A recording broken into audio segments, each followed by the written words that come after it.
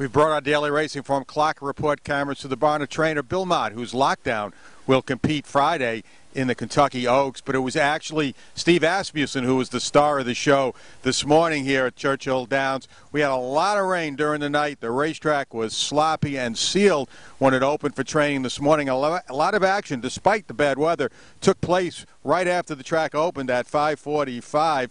We had 3 workers this morning for trainer Steve Asmussen, 2 before the break. The first was on trap. The second was looking at Lee, and both did virtually the same kind of moves. It's kind of a patented Steve Asmussen 5 days before a race kind of maintenance type moves on trap. 4 furlongs, 50 and 4, going as 50 and 2 actually going as easy as can be. Looking at Lee with the blinkers on, 50 and 1. Both galloped out 103 and 4. Did it easily. Both looking good. Both of them have great weeks. Also this morning, Steve also worked Local Hero, who is still on the list on the outside, looking to get into the Derby. He also went 50 and 2. Just carbon copies of one another. All 3 works this morning. Local Hero likely going to run in the Pat Day Mile. Early today, too, the big news was Always Dreaming coming out to Gallop today. Obviously, he's been a little bit on fire since he's gotten here. A lot to handle in the morning. Trainer Todd Pletcher made some changes this morning, put a new rider on, exercise rider Nick Bush on today, and some new equipment. Galloped him in draw reins. And the equipment did the trick. He did...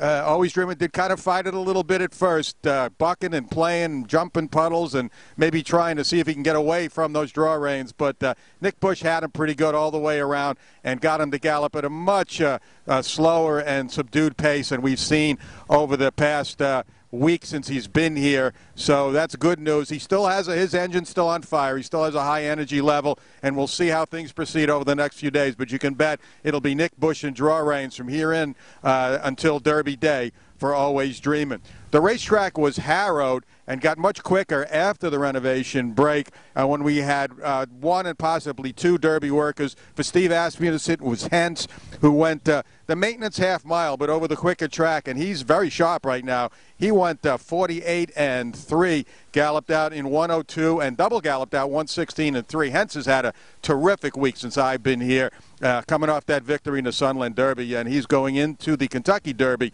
on top of his game. And for Kent DeSormo, Sonatier, who's also the maiden, who's on the outside trying to get into the field. He won a quick half mile in 47 with Corey Lannery aboard. Was asked along a little bit to finish, and he responded. Corey Lannery obviously is the rider of Looking at Lee, but Kent DeSormo did not make it here this morning, so it was Corey Lannery who put Sonatier through his paces. He galloped out strong as well, 5/8 in a minute and 6 furlongs in 1:14. Also after the renovation break, we had a number of gallopers again today. Classic Empire continues to look well. He was playing a little bit, switching leads through the stretch, but he seems to be handling himself well. He also has some head problems, but we haven't seen it from him. He's a little quirky, but he's been on his best behavior here over the past week. Tappert out again for Todd Pletcher along with Patch Tappert, galloping with blinkers on. He looked good again today.